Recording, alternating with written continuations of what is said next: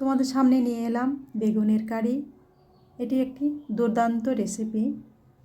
এই রেসিপিটা তোমার মাছ, মাংস, এমনকি খাসির মাংসতেও হার মানাবে এই রেসিপিটা। তাই তোমাদের কাছে আমি শেয়ার করতে চাইছি। চলে এলাম। তো দেখতে পাচ্ছ বেগুনগুলো, আমি এই বেগুনগুলো কেটে নিয়েছি ছোট ছোট করে। তো এইখানে আমি মশলাগুলো বেটে নেব। প্রথমে জিরা নিলাম, পোস্ত নিলাম, আর কালো সরষা, 2 টুকরো আদা, 4টে কাঁচা লঙ্কা, আর কয়েকটা শুকনো লঙ্কা, কয়েকটা বলতে 4টে। তো আমি এটা এখন বেটে নেব।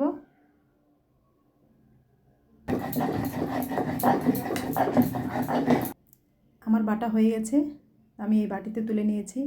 তো বেগুনগুলো হলুদ লবণ দিয়ে ভালো করে মেখে নেব। আমি এখন যে রেসিপিটা করতে যাচ্ছি সেই রেসিপিটা বিশেষ করে যারা নিরামিষভোজী, যারা নিয়ম করে নিরামিষ খায়, তাদের পক্ষে খুবই একটা ভালো রেসিপি। তারা এইভাবে রেসিপিটা করে খেতে পারে। তো এই প্যানে আমি বেগুনগুলো ভেজে নেব। তো তেল গরম হয়ে গেছে, আমি বেগুনগুলো একটা একটা করে দিয়ে দিব।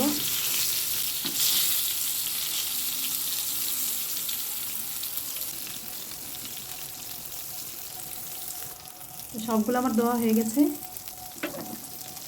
আমি চারদিক দিয়ে তেলটা ঘুরিয়ে ঘুরিয়ে দিচ্ছি, এরকম একটু উঁচু করেই। তো একটা একটা করে আমি চিমটার সাহায্যে উল্টিয়ে নিচ্ছি।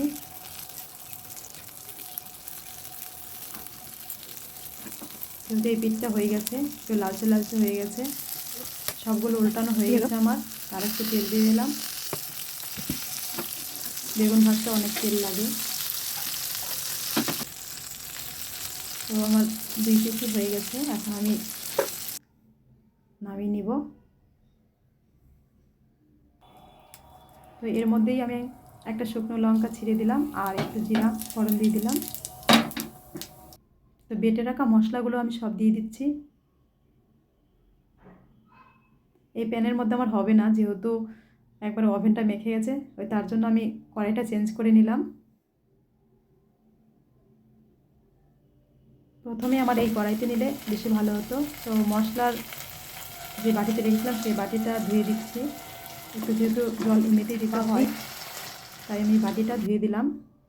তো হলুদ দিয়ে দিচ্ছি 1 চামচ,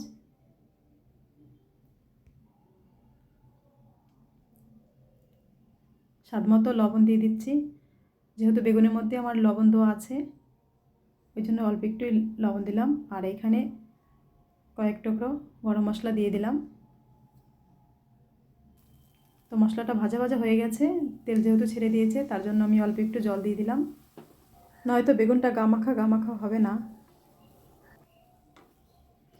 জল বেশি আর দেব না, যতটা বেগুন নেবে সেই অনুযায়ী জল দিতে হবে। বেশি দিলেও হবে না, কম দিলেও হবে না। আমার এই রেসিপিটা একবারে পুরোটাই নিরামিষ, রসুন পেঁয়াজের কোনো ছিন নেই। তো জলটা ফুটে উঠে গেছে। আমি ভাজা বেগুনগুলো দিয়ে দিব।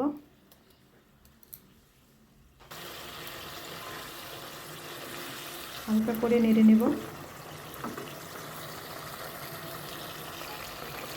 দেখো কালারটা খুব সুন্দর হচ্ছে।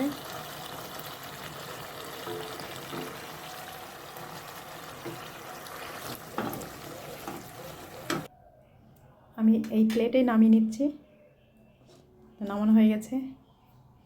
তো বন্ধুরা, আমার ভিডিওটা যদি ভালো লাগে অবশ্যই লাইক করবে, সাবস্ক্রাইব করবে, কমেন্ট করবে।